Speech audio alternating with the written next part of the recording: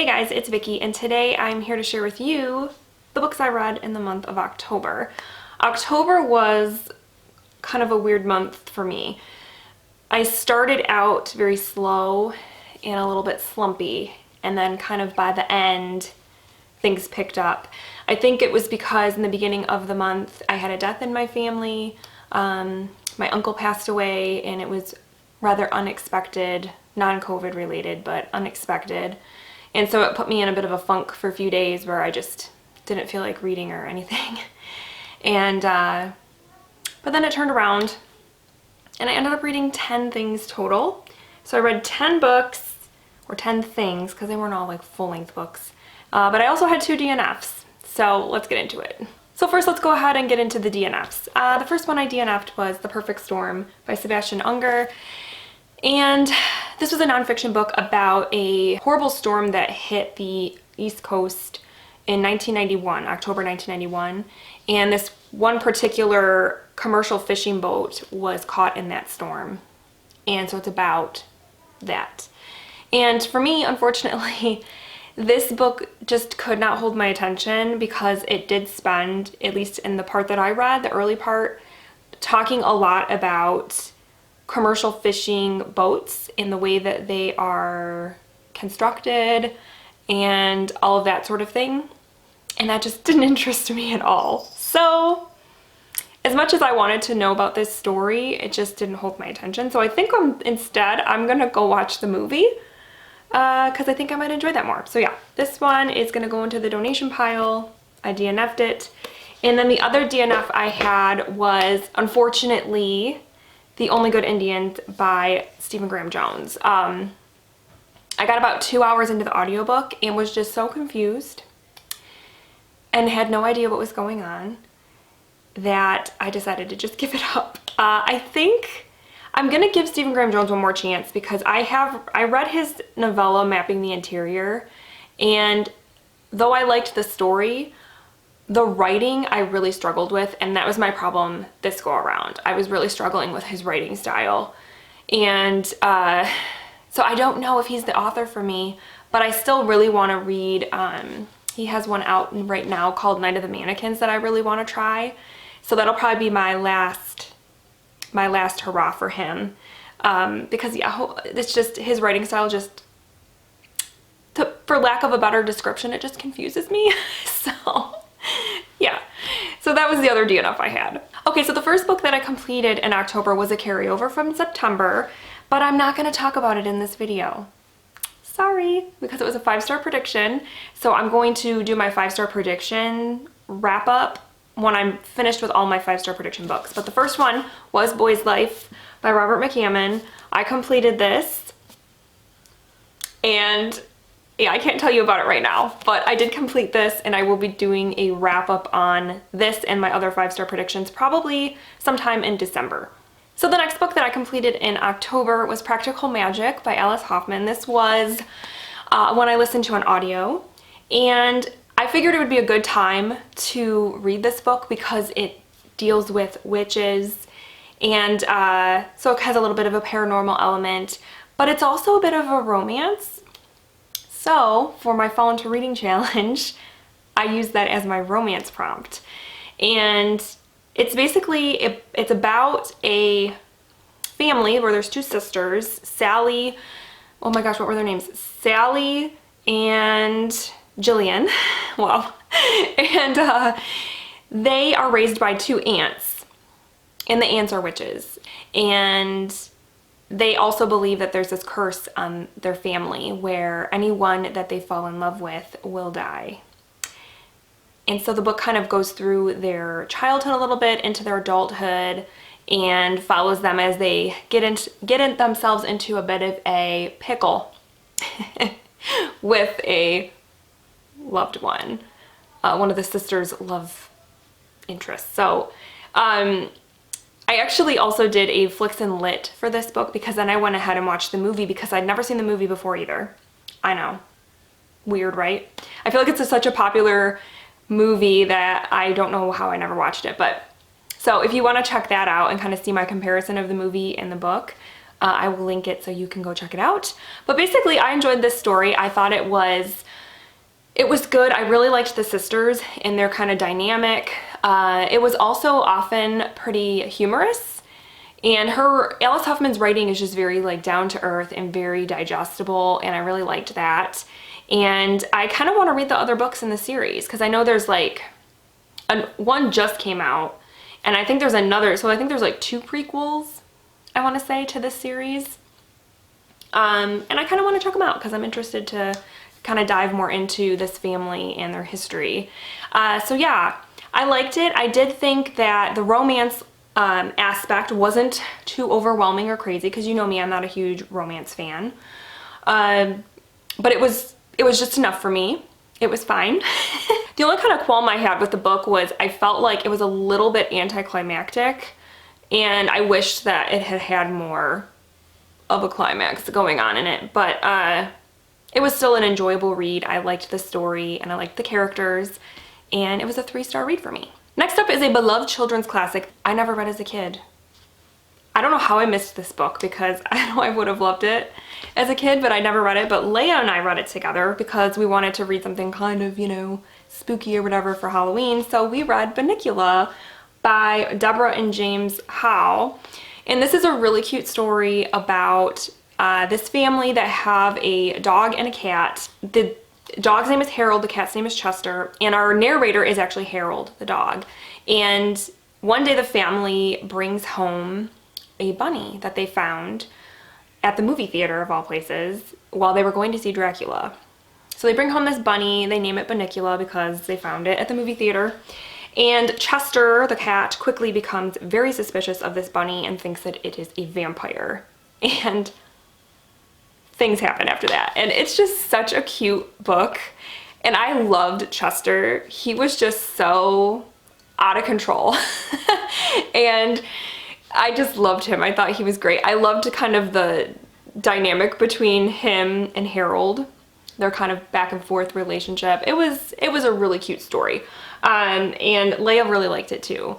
And so yeah, I believe I gave this 4 stars. Next, I listened to another book on audio, and that was Running with Scissors by Augustine Burroughs. And this is a memoir about Augustine's time growing up. When he was quite young, his parents divorced, and his mother was seeing a psychiatrist. And when he was, I want to say he was about 10 or 11, she started to see the psychiatrist quite regularly, and would even go to his home and things. And then eventually Augustine ended up living there for a time, and the psychiatrist's family had like custody of him, guardianship of him, whatever you want to call it. And his family, the psychiatrist and his family, were quite quirky.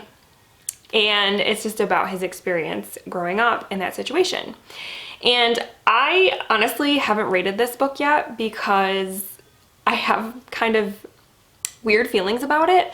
And I actually kind of want to do a separate video, not just talking about this book in particular, but books like this, because this is a memoir where it has been challenged by the people involved. And I just find that interesting, and I kind of want to explore that a little more. So I might do that as like a future video, but I didn't know how to rate this because it was so bizarre, some of the stuff, where you're just like, there's no way this really happened, right? But then the part of me that is a nonfiction lover and wants to believe that when I pick up a nonfiction book it is true makes me go, okay, this had to have happened, because how could he make this up?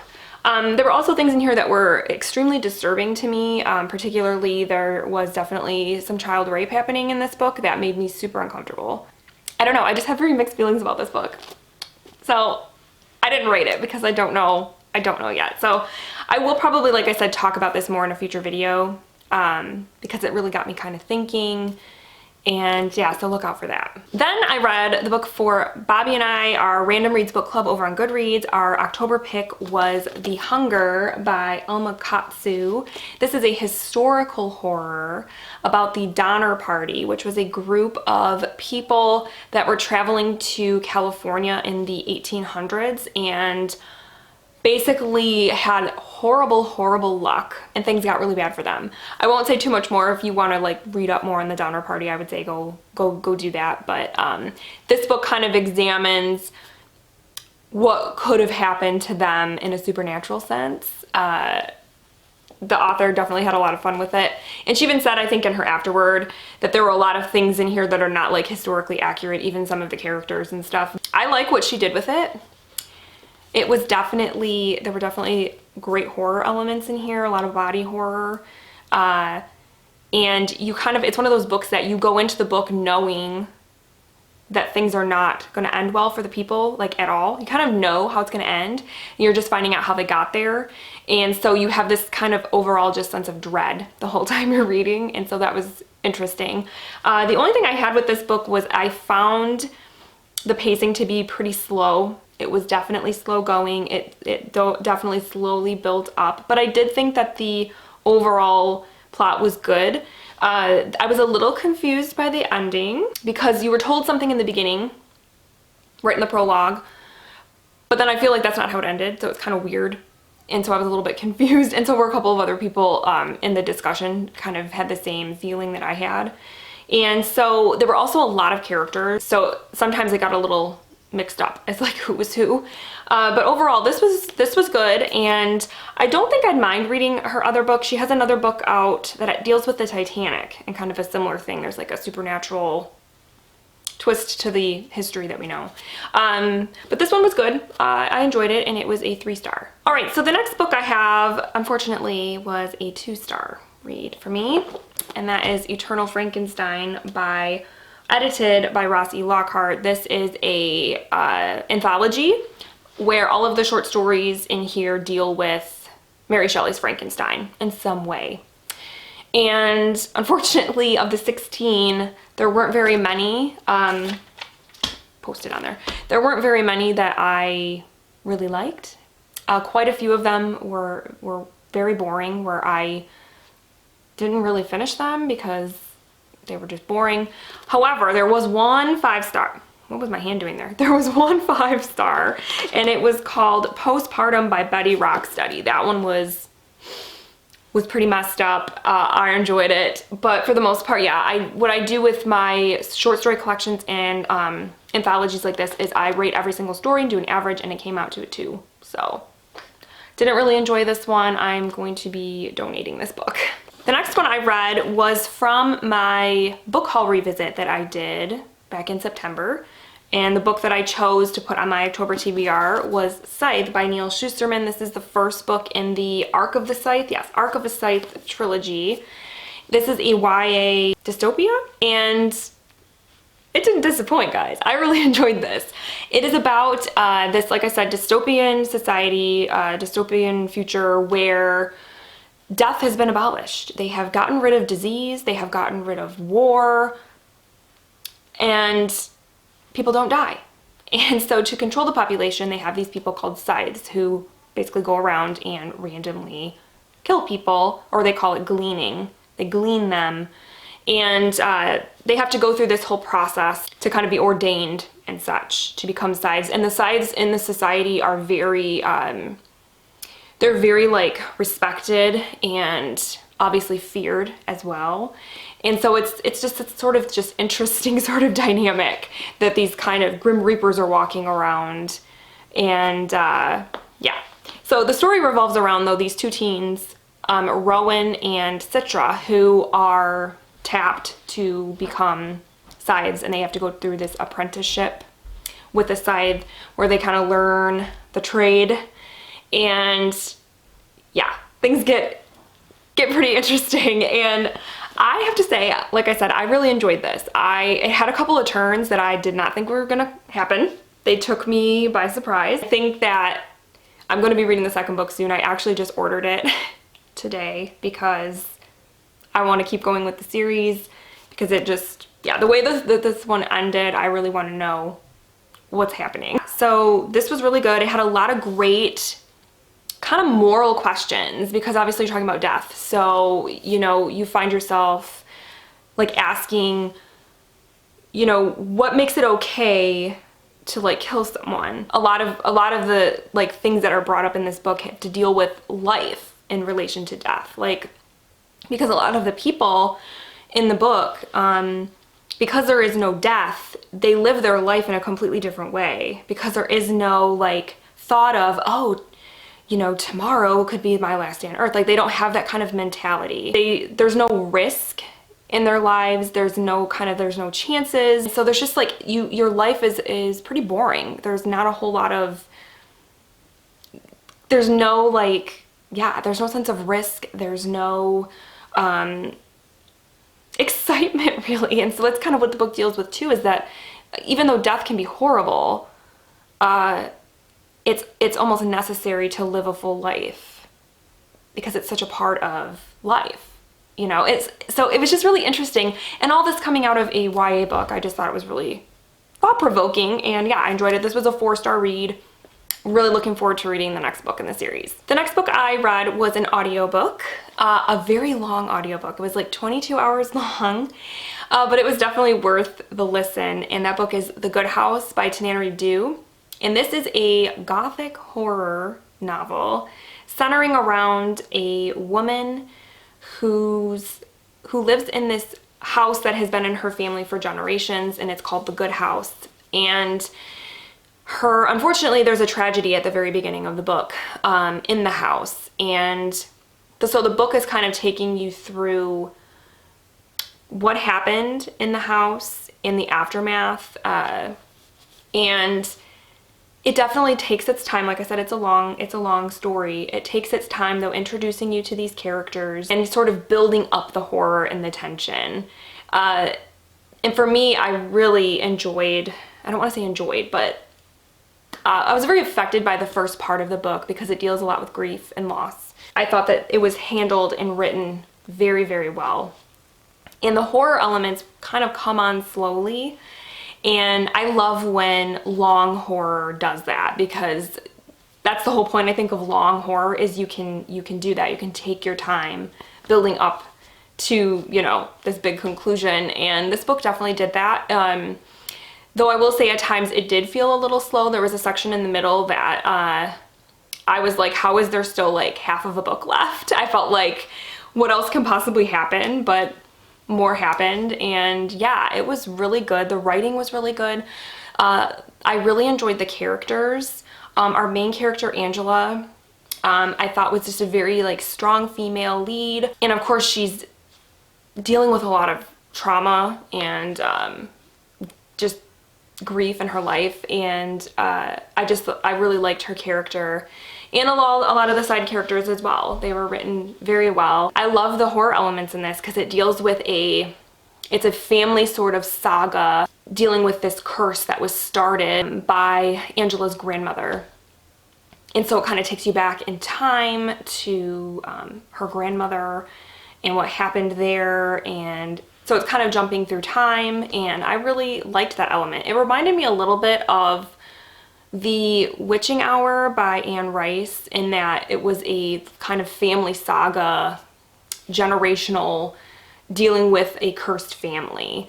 And this book definitely, you know, had those elements, and I really liked it. It had some great gothic elements. The house is on this big hill where there's 21 steps to get to the top, to get to the house. And so it kind of looms over this town. And yeah, it was good. I really liked it. I definitely want to read more of Tananarive Due's work because I enjoyed this one a lot. But like I said, the pacing was a little bit slow, but overall it was really good, and I gave it 4 stars. Next, I completed Pan's Labyrinth by Guillermo del Toro and Cornelia Funk. This is basically a novelization of the movie Pan's Labyrinth. So I already knew going in the whole story, and I knew that I was gonna love it because I love the movie so much. But it deals with a little girl named Ophelia whose mother has remarried after her father's death, and they are moving to live with her stepfather now. And he is a captain in the Spanish army. And it takes place right after the Spanish Civil War, and also kind of World War II. It's kind of, you know, both of those things. And so she's in this kind of dark place in her life because she's grieving for her father and has this whole new sort of life that she's supposed to be living. She comes across this labyrinth in the woods and meets this faun named Pan, and things go from there. I don't want to say too much more because it would spoil things, but you should go into it, you know, not knowing everything. But this had some wonderful fantasy elements. It's very fairy tale like. If you like dark fairy tales especially, this has all of that. So wonderful. There's fairies in here, there's magical keys, there's monsters, there's interspersed between the basic plot are these fairy tales that literally are like once upon a time, and they are all sort of linked together. And so yeah, it's just a fantastic story. I think what makes it so brilliant also, and I think I saw this more in the film than in the book, but is the kind of the, what's the word, juxtaposition between what was going on, wartime Spain, the very realness of the world, the hard ugliness of the real world, kind of alongside this fantastical, magical experience that Ophelia is having. I thought was just done beautifully. The only thing I will say is that the movie had more ambiguity in it in terms of the ending, where the book, I feel like it didn't have that as much, but the ambiguity to me was what made the movie so like effective and amazing.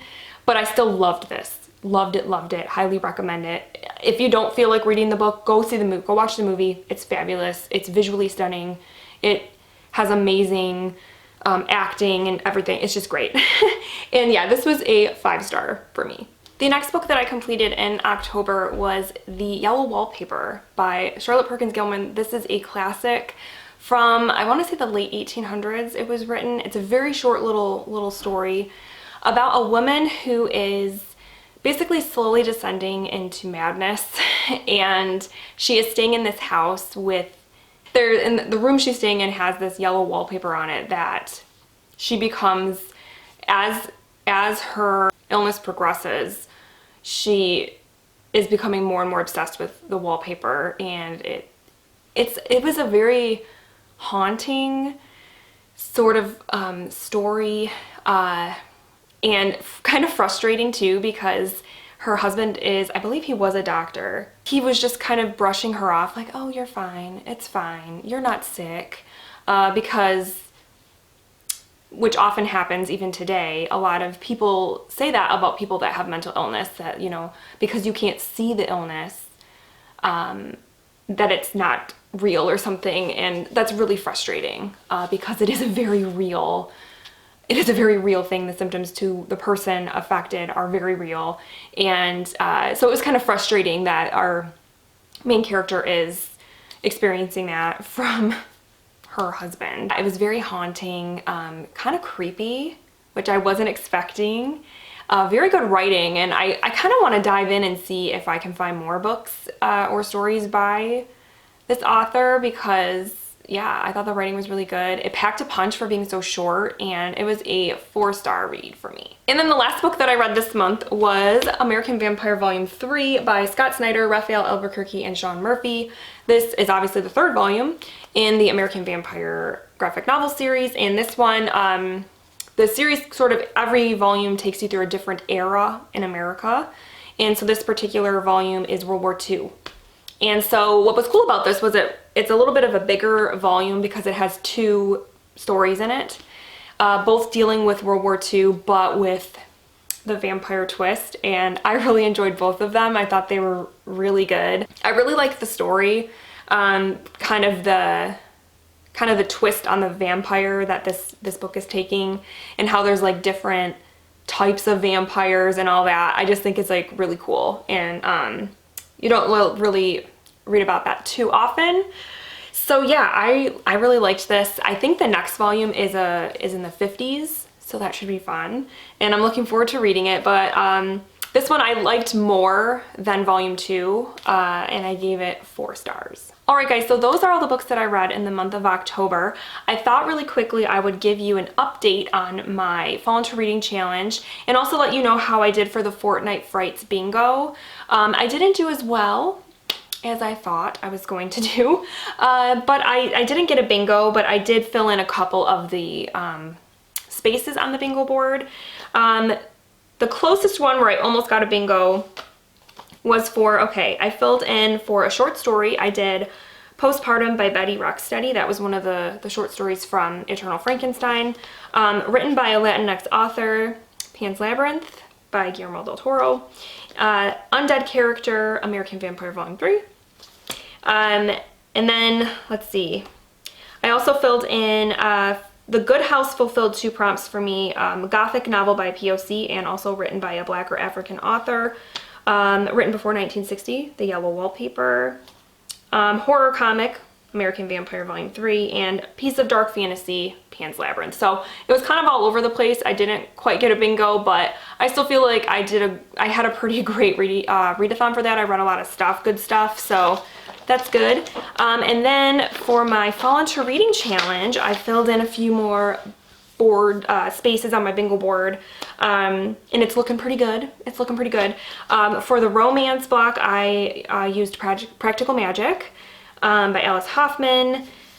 Let's see. For thriller or horror, I used The Hunger by Alma Katsu. Young adult, I used Scythe by Neil Shusterman. Graphic novel, American Vampire Volume 3. And fantasy, Pan's Labyrinth, of course. And the Yellow Wallpaper was my classic for that. So that means I have 1, 2, 3, 4, 5 more spaces to fill on my board in November to finish it off, and I think I can do it. So yeah, it's been really fun filling in this bingo board. I'm looking forward to hopefully finishing it off in November. That is like my goal. But yeah, October overall was a pretty good month. Like I said, it started off kind of slow and slumpy, but I finished really strong. I finished 3 books on Halloween. So I finished off the month pretty strong. But yeah, let me know down below how your reading month went. If you took part in Fortnite Frights, I'd love to know how it went for you.